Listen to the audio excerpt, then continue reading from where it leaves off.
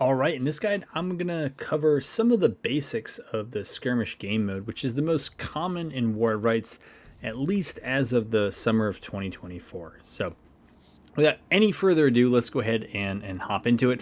And we're going to start very broad. So there are two resources and a total of kind of three factors that matter for War of Rights. The two resources available to both sides are tickets and time. And then the third factor is the point of contention. The number of tickets tends to be on the side of the attacker. Time tends to be on the side of defender, but there are things that both sides can do to put those things on their side and kind of flip the script on the other. I'm going to mention at the outset that one of the limitations of this guide is that I'm not really going to talk about the cap, recap, or the counterattack dynamic in War of Rights. It gets a few mentions, but I think that it's so intricate and so important for the skirmish game mode that I'm going to talk about it separately because I don't want this one to go on for ever and ever. A final point of kind of introduction here. Before I get too into the weeds about the skirmish mode, I want to put the obvious, the big takeaway up front so that you can stop listening if you just want the most important part and so you don't get confused by my later rambling. And the big idea in War of Rights, whether you are attacking or defending, is that generally both sides should be playing a similar and a fairly old game. It's concentration versus dispersion, or concentration against dispersion. Both sides are trying to concentrate their companies, their forces, against isolated pockets, dispersed pockets of the other side. And when that is happening to them, they're hopefully dispersing in such a way that they're not being eliminated.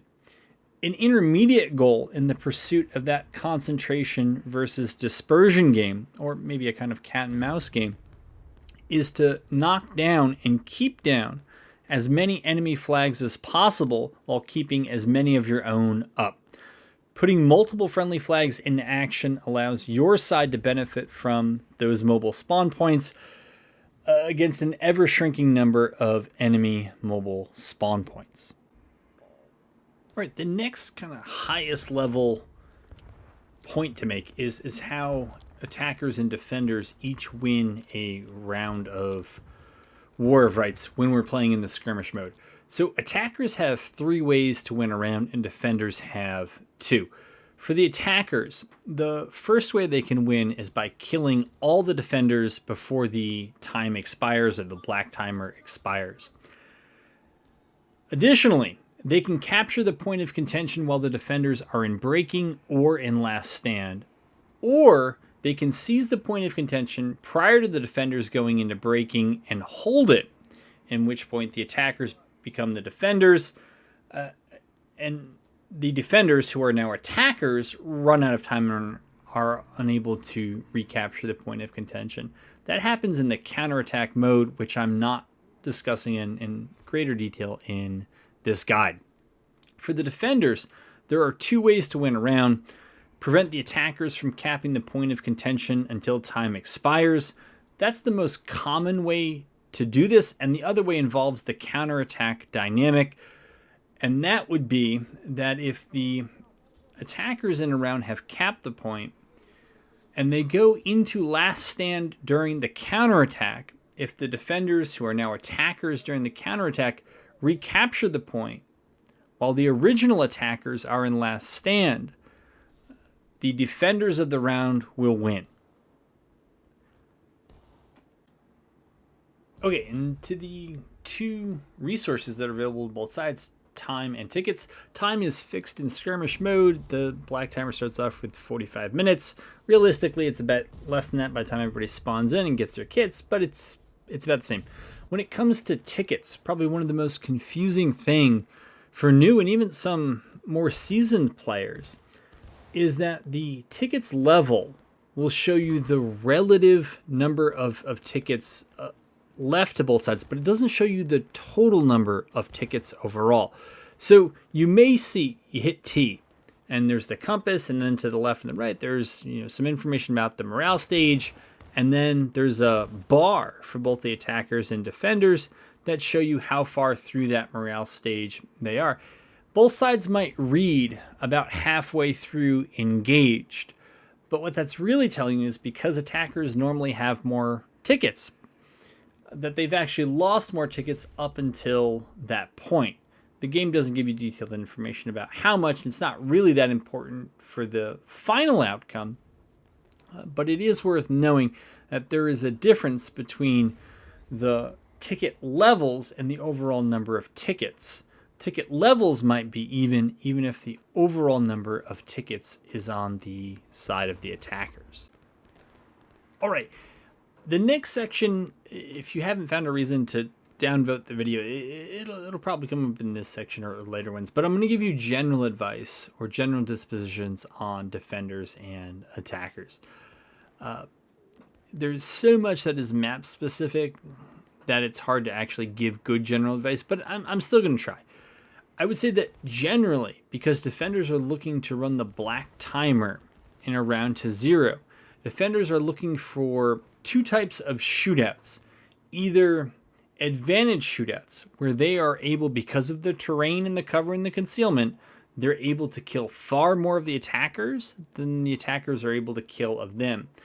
Or what I'll call cold shootouts. Generally, that means quite long range. So I would say 125 yards plus, and really emphasis is on the plus there, because the longer the range, the greater the inaccuracy of the shooting, where fewer casualties are done.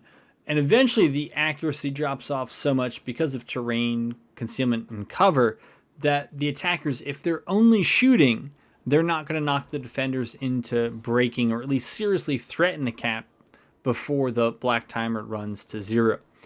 By contrast, the attackers are looking for what I'll call hot shootouts. Generally, hot shootouts mean they're at closer range. The best way to increase accuracy is to reduce the range.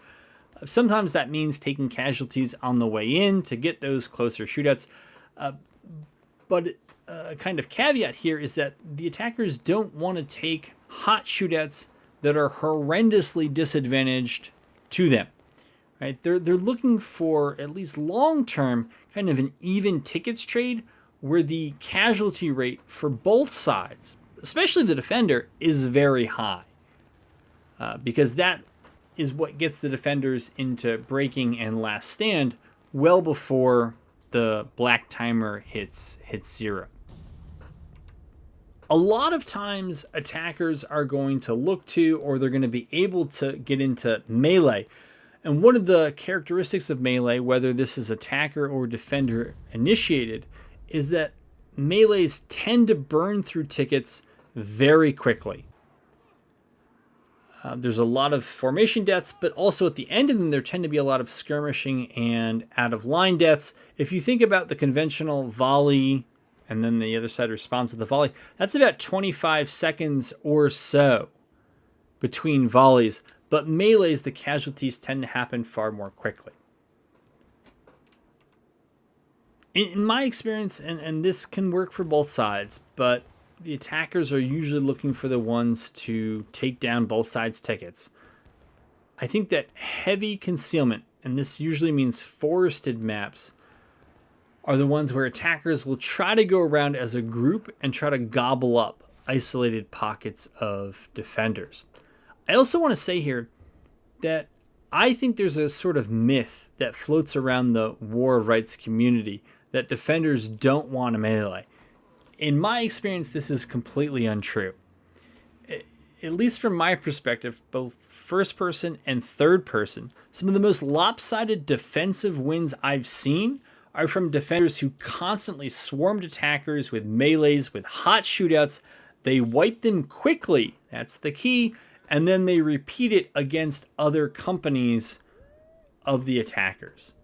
Defenders can accept short, overwhelming melees or hot shootouts because the defenders are all dying in formation, but what's happening to the attackers in each of those kind of ideal situations for the defenders is that at the end of those, a lot of the attackers are dying out of formation. So they're dying in skirmishing, they're dying out of line.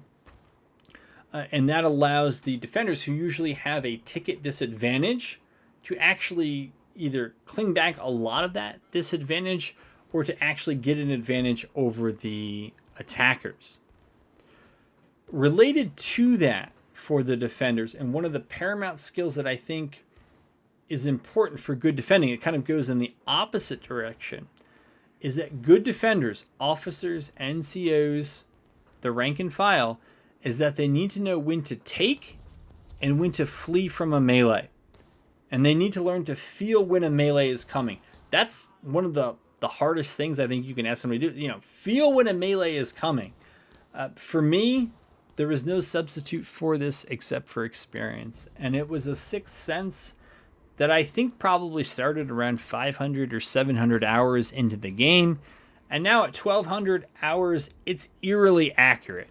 If you have the great misfortune of playing with me in game, I'll usually tell people things that are going to happen about 15 seconds before they happen, and others are even far better at this. It's something that only comes with experience, but it's important to pay attention to. So while I've talked about kind of what the attackers and the defenders are looking to do, I would say that a piece of advice that advantages both sides is to begin to learn, if you don't know already, the strong points that surround a point of contention. It's one thing to find the point of contention and to get on it and to be on it when you need to do that. But really, one of the things you'll learn as you play this game more, it's really about holding the points that support the point of contention. The more of those you hold, the paths in and out, ingress and egress you hold, generally that's going to bode well for you. And maybe the last thing I'll talk about in this section is, how do you know how you're doing while a round is going on? I think it's a two-part test. One is to look at the relative ticket difference between attackers and defenders.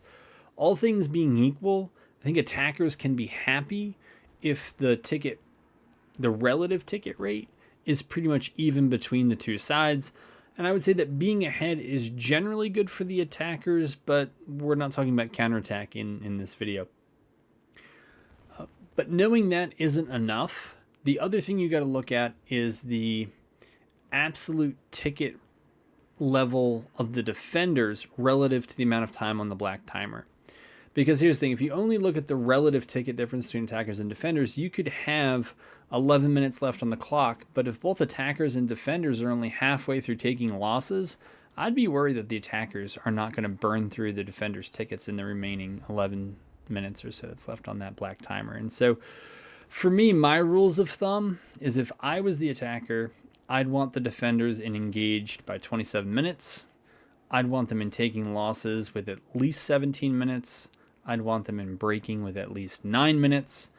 And ideally, I'd like more than 3 minutes with them in last stand. I found anecdotally on both sides that it's hard to last 3 minutes or longer in last stand. So those are rules of thumb that might give you some indication as to how things are going.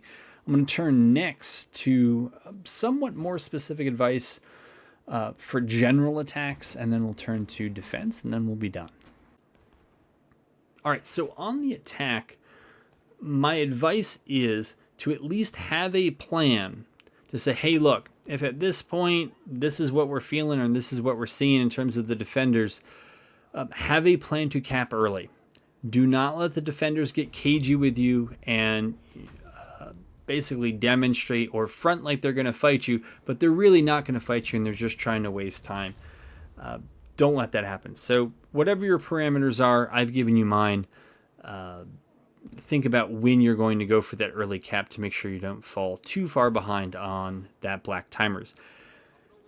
Generally, fighting together is better than fighting apart. The incentives of the game are to remain together, so you die in formation, and there's nothing really more important in War of Rights than doing that. But I think attackers especially need to hang together. One of the reasons is that a lot of times you're fighting disadvantaged ground or disadvantaged shootouts where the 1-for-1 is actually better than 1-for-1 in favor of the defenders, and so you got to make it up with numbers, because you can't go 1-for-1 with the defenders because of the ground that they've selected. Be okay with that. Understand that as the attackers, you don't want long lulls in the fighting.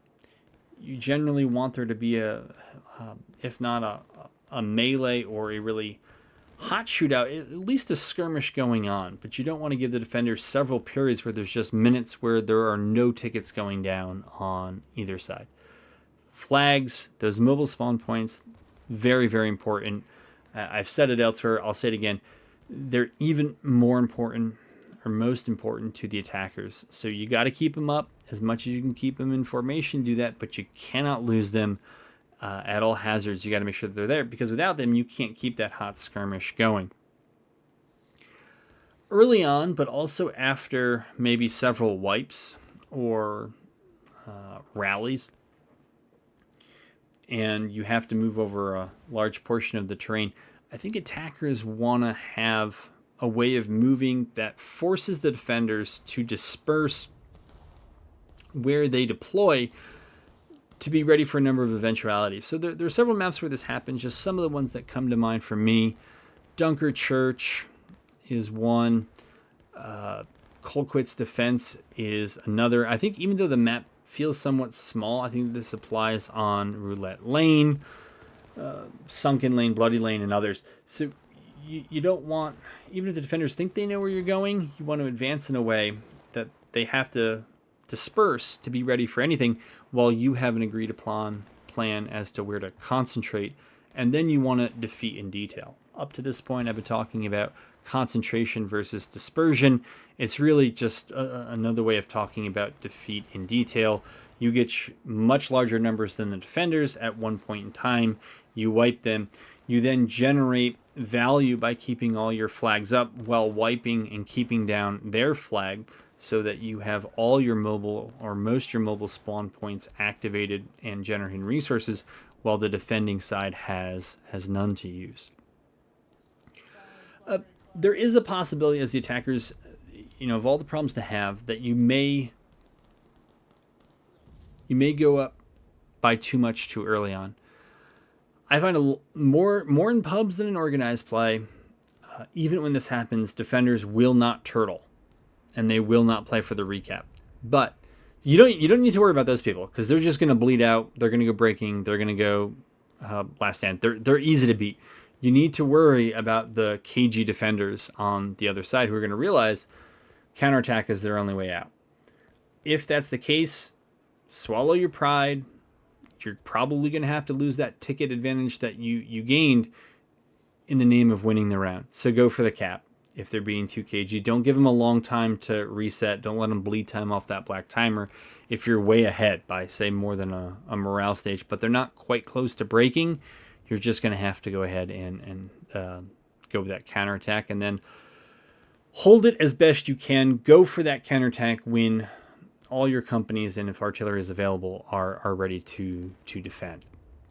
Last point, as the attackers, if you're going final push about the same time the defenders are going last stand, you're in a good situation if all your flags are up. If they're up and generally in formation, keep up a hot skirmish, get a group together, press the point of contention with at least 30 seconds left, and then just keep spawning people on. You want to make sure that you don't want to have a flag in that situation that's not spawning people in, right? Formation doesn't matter once you've gone final push, and heck, the same is true for last stand. Formation only matters to the flag bearer so that they can get folks in as quickly as possible. But for everybody else, understand that your formation at that point is not really that important. All right, next we'll talk about some general advice for defenders, but really it's not that different than what I've recommended for attackers. All right, so as the defender, sometimes it's easy to think that, pretty much your fate is dictated by what the attackers do, but that's not true. You always have a choice in how you respond. I would say, generally, we would probably say that shootouts favors the defense or the defenders, particularly if those are what I call cold shootouts or cooler shootouts, where there's just not a lot of tickets dropping, particularly on the defender side, but probably on either side. So they're at long range, or the groups have a lot of cover and concealment, and for those reasons, there's not a lot of ticket bleed on either side. So the longer the range, generally the better for the defenders. Also, what benefits defenders is just, even if it's close range, but just having much better terrain, cover and concealment than the attackers that is good for you as well. Melees are tough, but as I said earlier, do not be afraid of melees. In fact, melees can be your best friend because defenders are kind of looking to do the same thing as attackers are.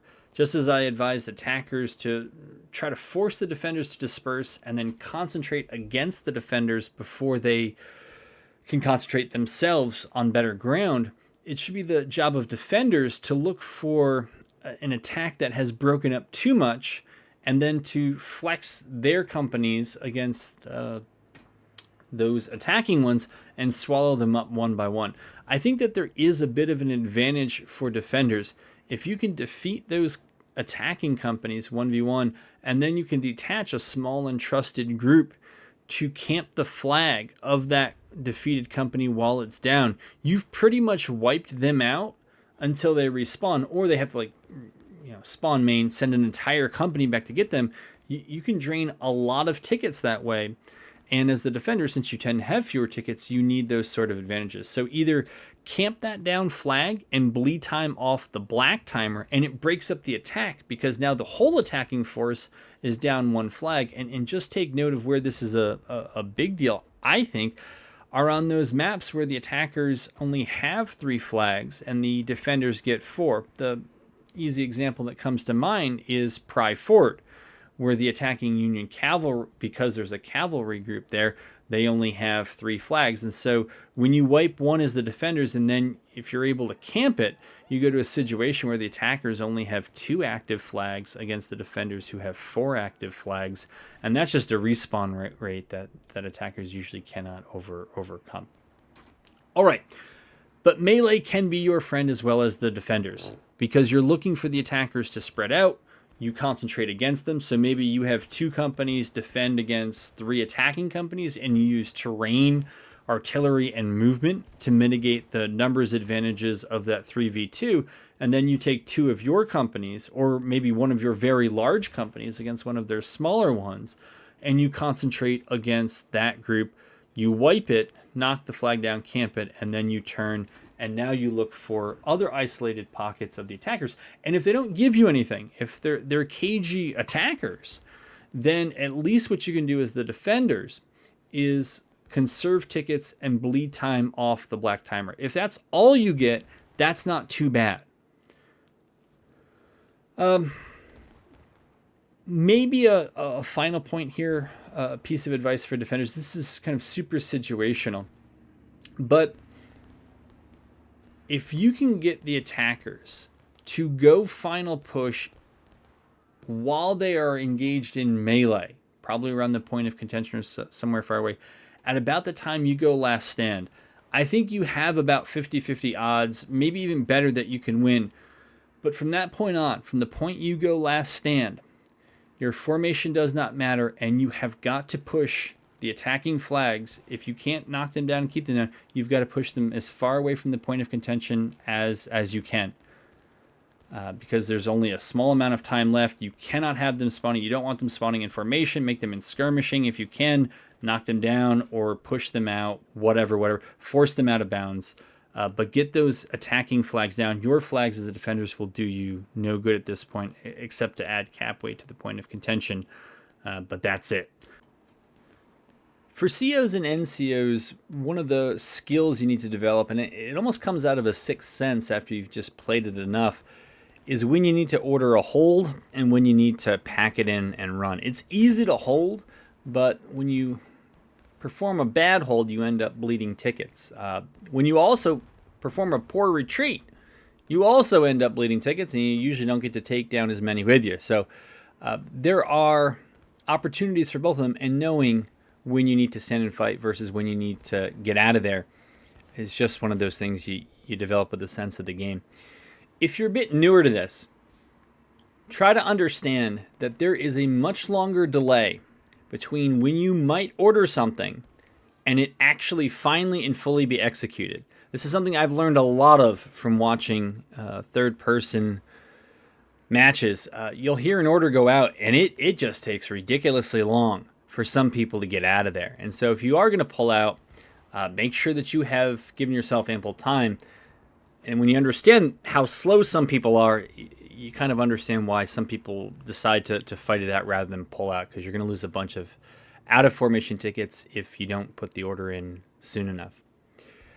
If you're receiving a charge and you decided you're going to hold, rather than just stand there, even standing there in a spear wall, I'd recommend you might want to think about ordering a counter charge. Of course, you got to take care of the flag, make sure that you're not risking that. But if you think you have a decent chance on the charge, don't let those who are charging in you be the only ones who get to benefit from momentum in this game. Put it on your side as well. Second to last point here, if you're a defending CO in particular, I think that there are, you should never underestimate your ability to use movement against the attackers as that black timer is ticking down. I don't know why this happens, but a lot of attackers, they'll be moving and they'll see a defensive group moving and they just stand there and watch them. They want to wait and see where they're going. So if you know that as a defending CO, sometimes you can use kind of the micro version of a demonstration, but just go around, you move. You're harder to hit while you move, and it also allows the flag time to spawn in friendlies who might be down. But you can run 30, 45 seconds off at a clip, moving your unit from point A to point B, not really intending to do much, but instead freezing an attack or delaying an attack that you might have received. Final point here, and this is kind of at the basic infantryman level. When you're receiving a charge, you need to break your load sooner than you think when you're going to go into melee. And this seems like something that it's not just single digits. It's higher level players. I'm watching them in third person, and they're standing there. They really want to finish that reload, and everybody around them is dying in melee, and they're just going to reload. Look, even if you finish the reload, you still have to aim and fire accurately. You're going to be dead before that happens 9 times out of 10. So do the best you can. Even if you don't have a Bayo on, at least swing that club, do some damage if you're going to go down. But don't just stand there dying, trying to break your reload. All right, that's it for this section. All right, so my X factor in a skirmish round is artillery. Now, it's late summer 2024, so I don't know how this is going to age with future iterations of War of Rights. I would say that compared to where I've seen it in the last 4 years, since the summer of 2020, it feels a bit underpowered. Probably as underpowered as it's ever been relative to other things in the game. But that doesn't mean that it's irrelevant. And I think it does still matter on some maps and in some situations. But more generally, how I would think about categorizing skirmish maps are whether artillery is non-existent, that is, neither side can use it. So Hatch's attack as an example. Maps where the defense is favored in having artillery, attacking favored artillery, or fairly distributed artillery. Those designations require generally more subjective than objective assessments. And relying on numbers alone, I don't think is going to get you too far. Sometimes it's obvious, like Cox's push, where the defenders have 2 guns and the attackers have none. So, artillery is defense favored. And in that case, a small number actually qualitatively seems to matter a lot.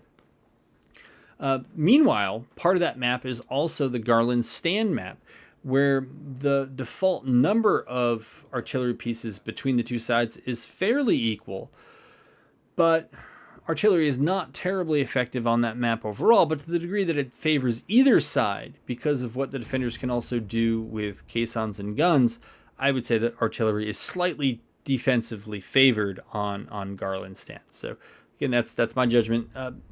Easy, obvious ones where it's attacking favored. Hill's counterattack. The defenders don't have any. The artillery, the attackers have a ton of it, and it all it has pretty good sight lines over points. So there are those kind of maps. Just because a map might be designated as artillery favored doesn't necessarily mean that the artillery is good. To make this even more complicated, so if you think about Cook's, what is it, counterattack, whatever one I say, it's always the opposite. Anderson's, I'm pretty sure that's counterattack. Some of the maps there where those just happen to be maps where the defenders have artillery, I think it actually hurts their chances of winning because they lose so many out of formation deaths on artillery that for whatever reason is still too forward deployed to generally be useful. Might give you a false sense as to whether the artillery actually gives that side. You might have defense favored artillery on Anderson's counterattack, but the artillery itself might actually be a net disadvantage to them. If that makes any sense, and if it doesn't, well, it doesn't. Not a big deal. The promise of artillery, right? The whole idea is that over the course of a skirmish map, it's going to take more tickets from the enemy than it loses. Because we don't have an easy way to account for those things, we can only kind of loosely account for whether that happens, kind of estimate this, what I'll call ghost effect of artillery. It's really hard to calculate, but what would have happened if artillery members had been present with their lines? How many more friendlies would have died in formation? How much longer would their flags have been in formation or skirmishing rather than in skirmishing or out of line and not able to spawn people? How many more melees would have been won if those artillery folks were instead in the line? It's hard to know what we don't know. But that's my kind of ghost effect of artillery, or the opportunity cost of artillery. What else could we have done with those folks who go to artillery rather than join the line? My perception of artillery in pub play is that it varies tremendously. Whereas in organized play, it seems to be consistently underperforming, but underperforming by a little bit on most maps relative to where it was in the past. On pub play, it can be absolutely devastating. I've watched now too many rounds of Nicodemus Hill, but that is, as you probably know, an exceptional case. So you can't really generalize, or you shouldn't generalize off the exceptional case. But I think in pub play in particular, more than organized play, there is a real danger on certain maps where there is a lot of artillery available that too many people will join the artillery and you don't have enough for the line. My rule of thumb, and this comes from organized play, and I was looking at this stuff for years, but I went back and I looked at matches we won and we lost, and I looked at the relative number of manpower we had in artillery. And on most maps, if we had more than 10% of our total manpower in artillery, and that was more than the other side had, we generally lost those maps, attacking or defending. There are a few exceptions. Nicodemus Hill is one of them, where you can, it makes sense to have more than 10% of your total manpower in artillery, part on the Confederate side because of how the infantry cavalry situation is. But anyways, my rule of thumb is if you go into a map and it's not a map where artillery is particularly effective, and you see like 15-20% of your team's manpower is in artillery, and that's a lot more than the other side, you can pretty much tell how that map is going to go before it's over. And there's not really much you can do with it, except to the degree that individuals hear about this and they can equally play artillery and infantry. I think that a lot of times teams are disadvantaged by big batteries. And with the tools we have available right now, again, there's not really much we could do in at least public play. All right. Why don't we leave it here? This isn't going to be a guide on artillery or anything like that, but this is meant to be kind of a general overview of the aspects of the skirmish game mode, the most common game mode we currently have in War of Rights here in the late summer of 2024. I think this is going to do it for that. I hope this helped. There's certainly many more topics we need to take. This has gone far longer than I wanted it to, but that is my nature, and I look forward to bringing more of these in the future.